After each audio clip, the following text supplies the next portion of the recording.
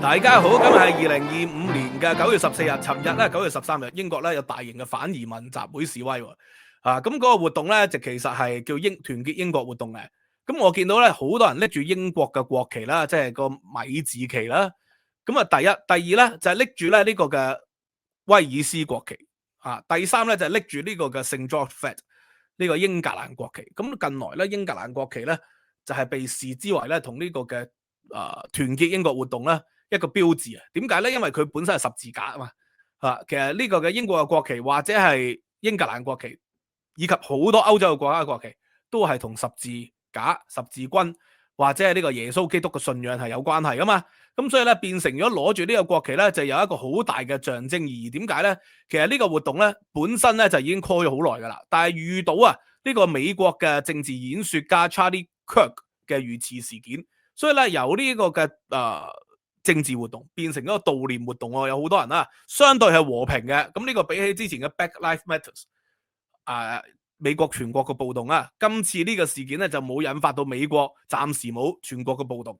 英國呢個集會咧亦都最後有衝突，但係呢個衝突咧，我認為嘅責任係在於極左嘅。點解咧？因為咧佢琴日呢個活動係好多人可能有10幾20萬人參加啦，或者更多啦。咁我一陣間先講下人數嘅問題。咁有好多人參加，但係對方都 call 咗一個5000人嘅集會出嚟搞敵對，雙方喺度鬧交。咁呢個係違反民主嘅。民主係點啊？你有你嘅示威，人哋有人哋嘅示威，千祈唔好同一日喺同一個地方搞敵對示威，因為好容易就係口角，先係口角，後來咧就會衝突推撞，最後變成暴動嘅。咁所以我就從來係反對敵對示威。當年喺香港咧，我都係反對香港咧有啲人係搞敵對示威嘅。琴日有5000個人咧，又聚集咗一個左派示威，就支持難民、支持移民。咁人哋對面係反緊難民，你就搞一個支持難民、支持移民嘅，咁呢個就會引起咗好大嘅政治矛盾啦。呢個當然係反民主嘅。咁所以我認為琴日個衝突最後咧就係有暴力收場，就係呢個係對方嘅責任係更多。我尋日咧就出現咗喺呢個示威現場嘅外圍喎，因為呢個活動咧就係由 Waterloo 行去呢個威呵。我尋日咧就喺 Waterloo， 我帶住屋企人啦、女外甥老婆我哋喺 Waterloo， 去到 Waterloo 咧就見到 Waterloo 有啲嘅閘口就封咗啦，已經因為要方便啲人遊行示威，就封咗某啲嘅路口，唔好造成一啲阻塞。咁我就係選擇咧由 Waterloo 行去 Liverpool Street 同埋 Bank 個方向，我剪咗個頭髮添，喺 Liverpool Street 嗰邊剪咗頭髮。然後咧我就係完咗我嘅活動之後咧，我就係行咗去呢個嘅 London Bridge。所以咧其實沿路咧成個活動咧我都係喺呢個嘅示威現場嘅外圍嘅，就見到好多人咧拎住國旗啦。呢個國旗咧主要係英格蘭國旗啦、英國嘅國旗啦，以及咧威爾斯國旗，就好少見到蘇格蘭嘅，因為蘇格蘭自己都醞釀獨立啦嘛。所以蘇格蘭嘅國旗咧就唔係好普遍見到喺琴日嘅現場裏邊。呢個第一個觀察。第二個觀察當然啦，呢啲人係以白人為主啦，好多都扶老攜幼啦。其實白人為主，尤其係白人嘅男性係佔極大嘅比例。但係間中我都見到少數族裔參加呢個活動，拎住國旗喎，拎住國旗咧，或者拎住英格蘭聖 George Flag 咧，佢哋嘅訴求咧就好特別。點解特別要講呢個聖 George Flag 咧？因為咧佢就係一個十字旗。其實歐洲咧好多國旗咧都係十字嘅，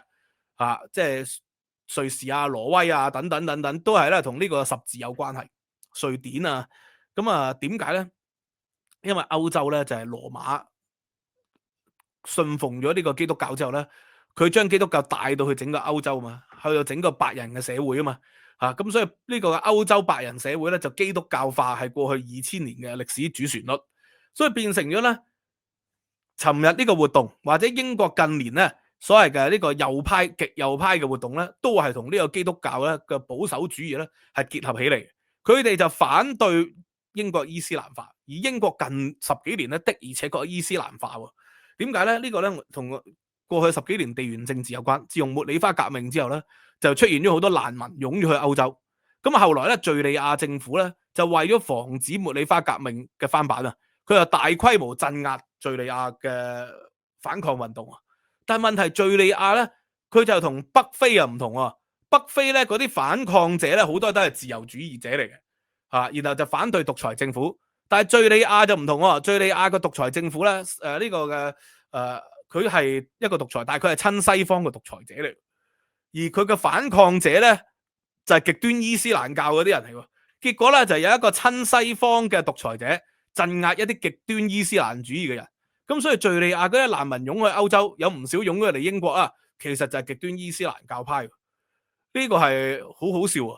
咁啊，啲極端伊斯蘭教派嚟到咧，佢哋就係好團結，宗教嗰個性質就非常之強。佢哋亦都係因為咁強咁團結，佢哋先反抗世俗化嘅敍利亞政權啊嘛。佢哋就不滿敍利亞世俗化同埋親西方，佢哋先反抗。結果就係英國同埋歐洲咧接納咗好多呢啲極端伊斯蘭派嗰啲人，嗰啲原教旨主嗰啲人，佢哋嚟到倫敦，嚟到伯明翰，佢哋生活咧，嗰啲婦女都係黑紗黑布包晒頭，淨係露對眼出嚟。呢樣嘢咧就同英國咧過去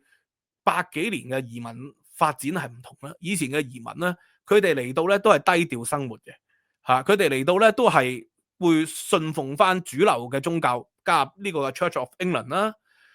即係接受英國嘅文化啦，即使唔接受，保存翻自己國家嘅宗教信仰。譬如有啲印度人嚟到繼續係信翻印度教噶，但係佢哋都低調嘅生活嘅，佢哋就唔會好高調，唔會反基督嘅。咁但係咧近呢十幾年咧，呢一啲極端伊斯蘭主義入咗嚟咧，佢哋唔單止要維持翻自己嘅宗教信仰，仲不斷擴大，因為佢哋生好多仔女，而且咧佢哋仲係即係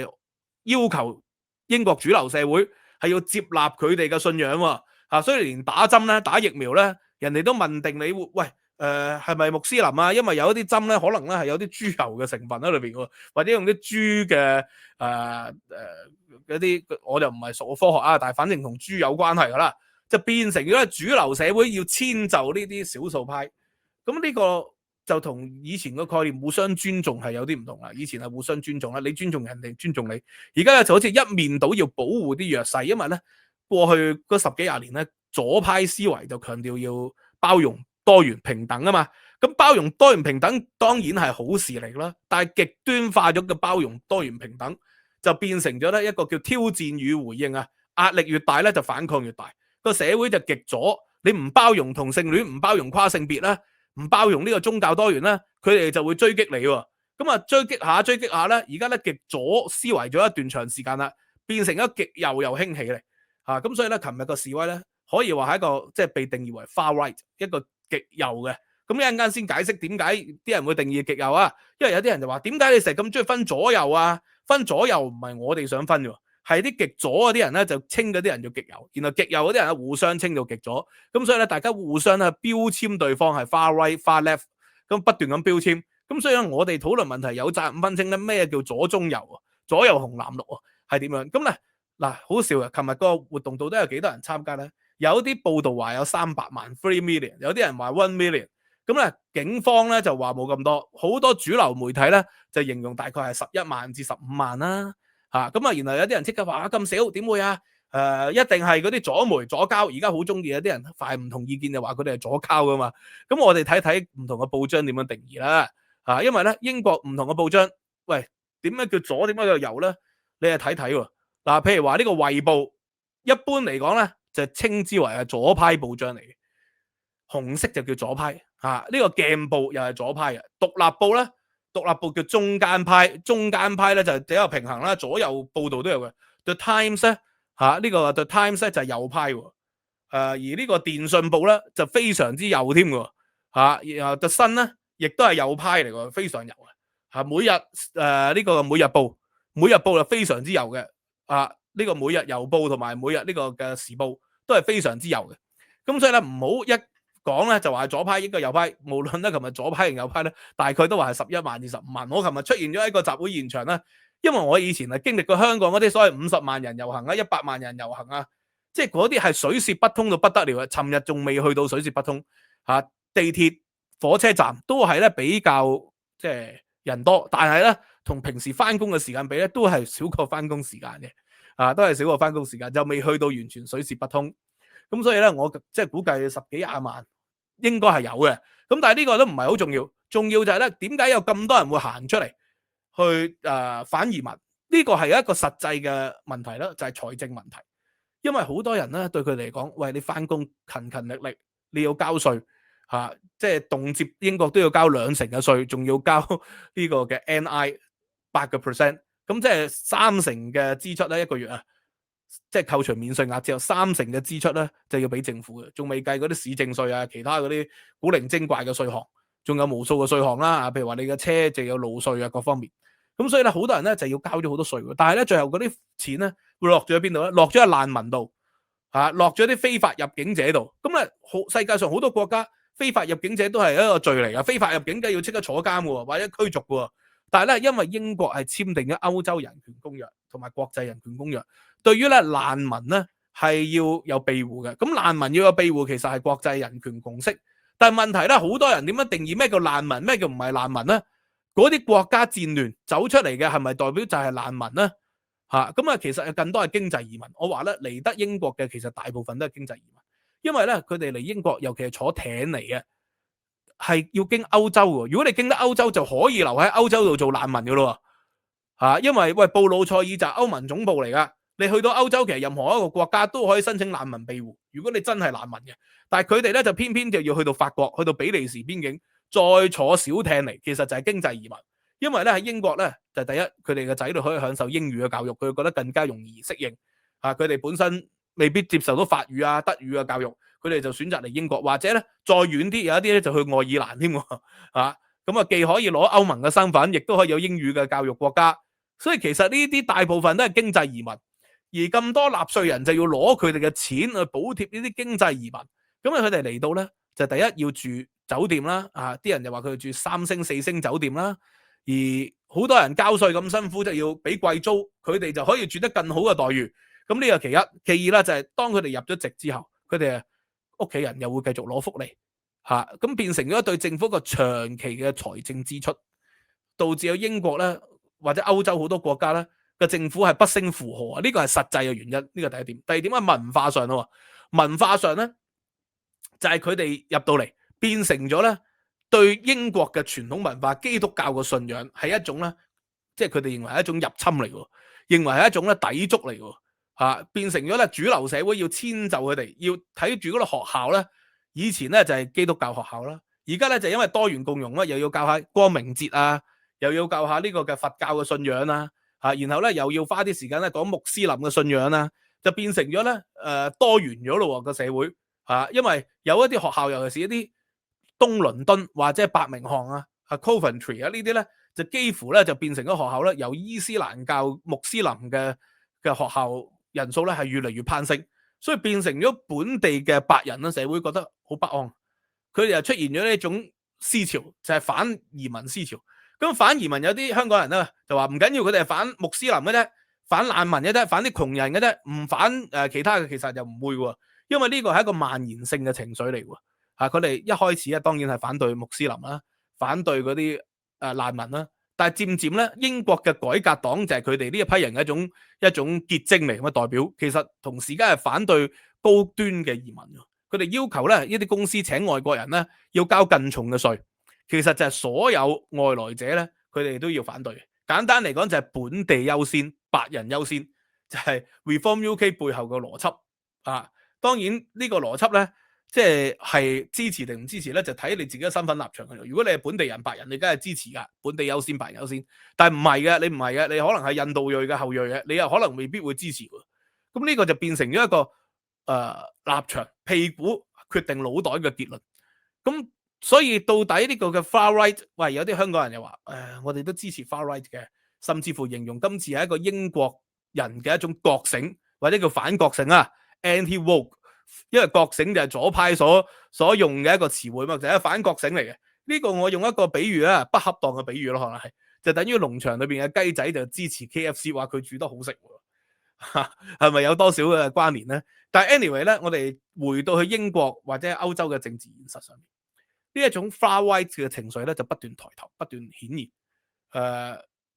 其實就唔係冇原因，呢個原因就係過去嘅極左呢個 far left 咧就係變成咗強迫性，因為 left 本身係講大愛平等包容，呢個係好事嚟噶，唔應該係唔好噶。但係慢慢咧，佢哋就變成咗咧，一定係要平等包容。你唔平等包容嗰啲人咧，佢就會譴責你。咁啊，譴責你唔平等包容都算啦，有啲人咧唔表態支持平等包容咧，都慢慢被譴責，就變成一種叫政治正確嘅文化啦。就好似 DEI 啫嘛，係咪？有啲人就支持 DEI， 一間學校或者一個公司唔同嘅種族都要有嘅，咁冇問題啊！你個別公司或者個別學校自己有自己嘅政策噶嘛，但慢慢佢哋就會攻擊一啲唔採取 DEI 政策嘅學校，唔採取 DEI 政策嘅公司。咁但係唔係間間公司係需要有多元種族噶嘛？係咪？你好似一間土耳其嘅 Barber Shop， 咁佢哋請嘅人咧就可能以請翻土耳其人為主，因為對佢嚟講呢個係一種文化嘅承傳嚟嘅喎，因為佢哋嘅嗰種文化咧，可能先對於嗰種剃鬚嘅方法啊，嗰種剪頭髮嘅方法啊，有一種獨特嘅理解嘅咁你點能夠 DEI 咧？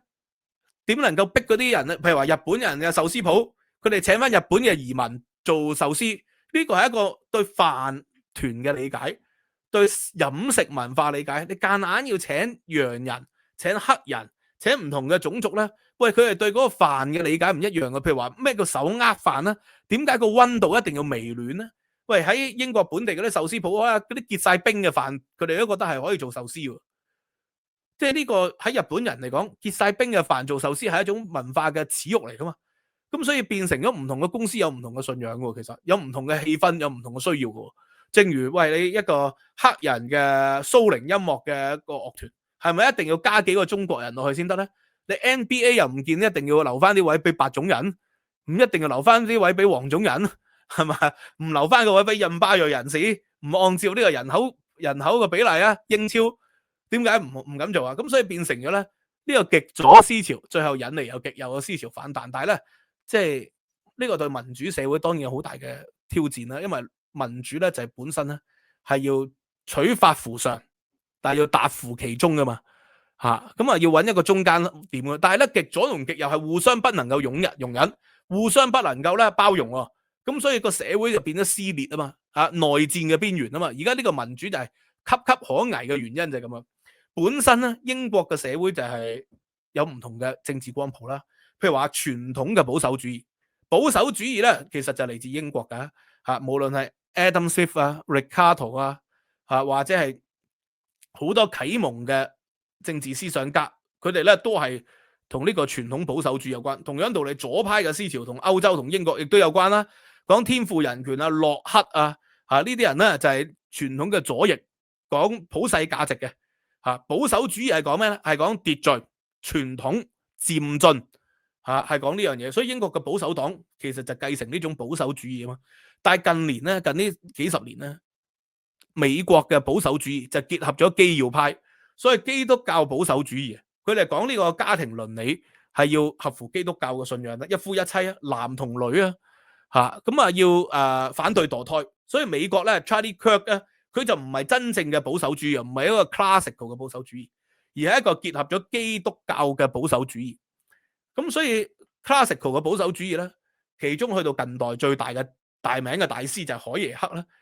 保守主義背後就有自由喺裏邊嘅。Adam Smith 到海耶克咧就係講自由，強調人嘅信仰係嚟自佢嘅自由。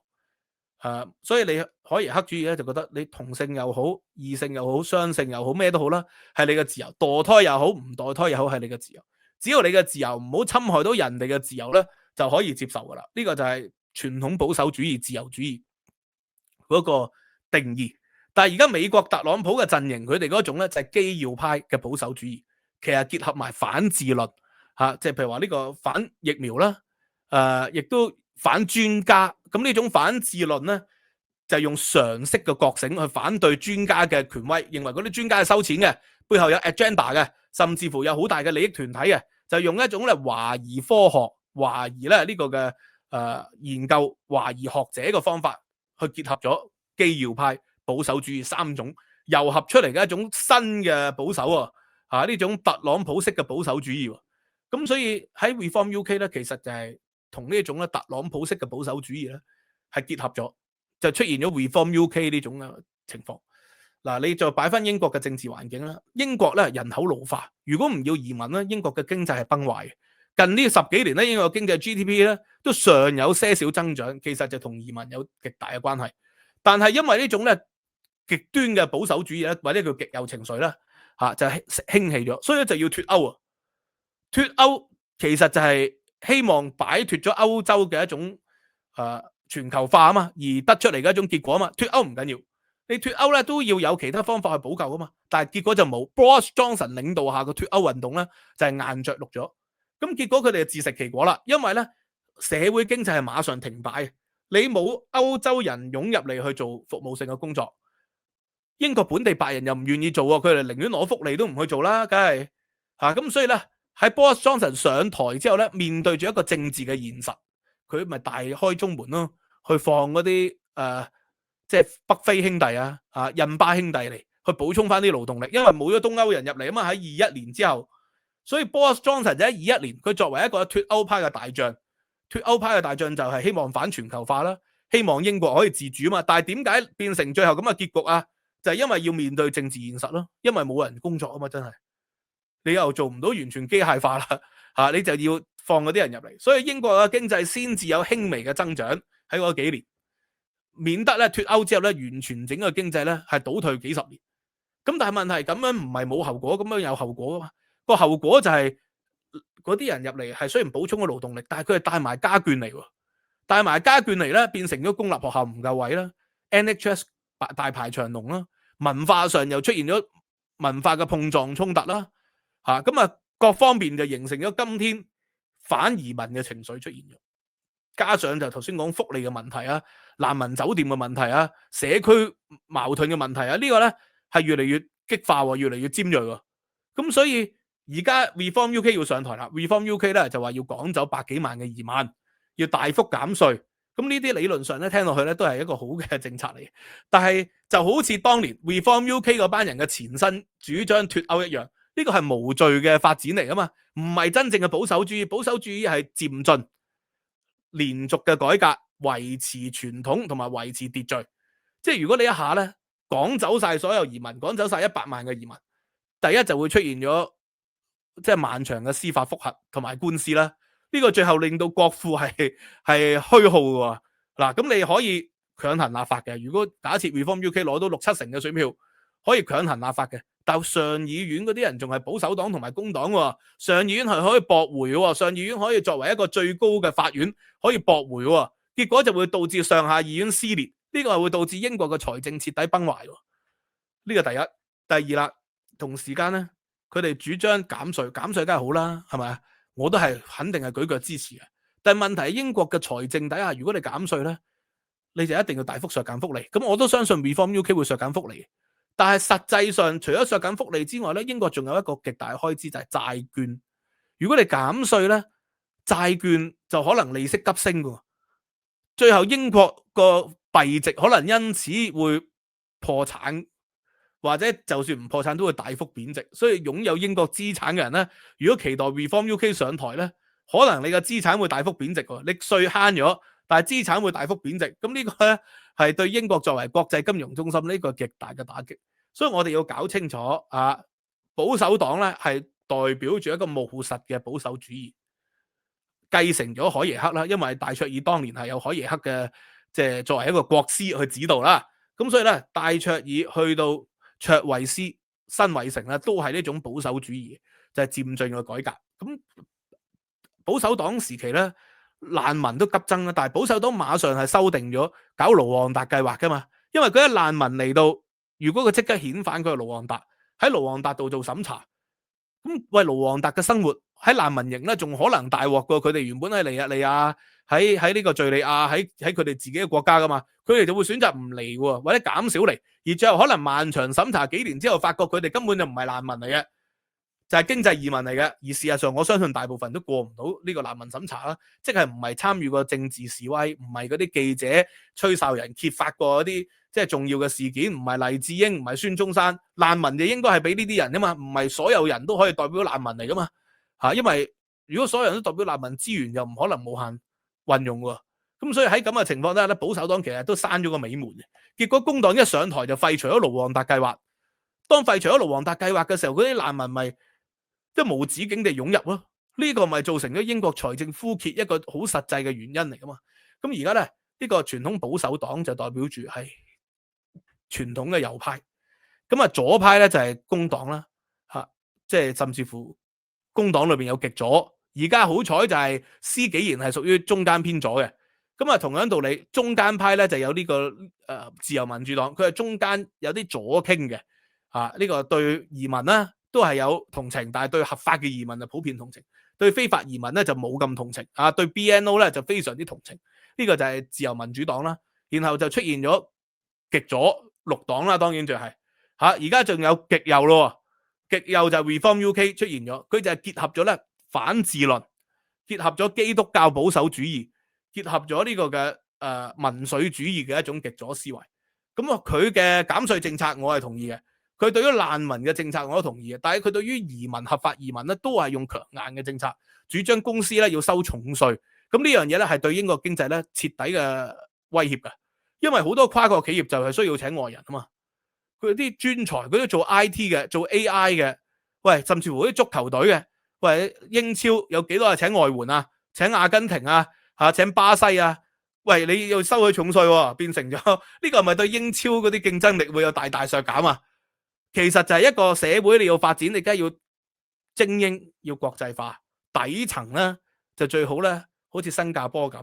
底層咧，譬如話你需要建築工人嘅，咪合約咯，2年3年做完個 project 就走。但係因為咧西方咧呢幾十年咧就富裕咗太耐啊嘛，又講好多同情啊，認為嗰啲人咧嚟到你國家做3年就走好無情啊，應該俾佢有居留啊，俾佢咧帶埋家屬嚟陪佢做工啊。喂，呢啲咁嘅情況咪導致到社會資源虛竭咯。啲左派極左思維濫發同情心，所以咧英國同埋歐洲咧嗰個問題就係一個富貴病，喺過去咗幾十年咧就係富裕得太耐，同情心泛濫咗。同情心係應該嘅，但係你幫人嘅時候，你要考慮埋自己資源嘅使用啊嘛，唔係一味去幫助人哋啊嘛。如果你幫人幫到自己破產嘅，人人為我，我為人人，自己要乞食嘅，咁呢個幫人咧就係變成咗幫到人，但係害到自己，呢樣嘢當然係唔理想啦。嗱，anyway 今日原來講咗成咁耐啦，講咗接近半個鐘啦，咁希望大家對於呢個課堂啦，當係一個課堂嚟啦，會有一啲嘅了解，好嘛？多謝大家，今日講到呢度，拜拜。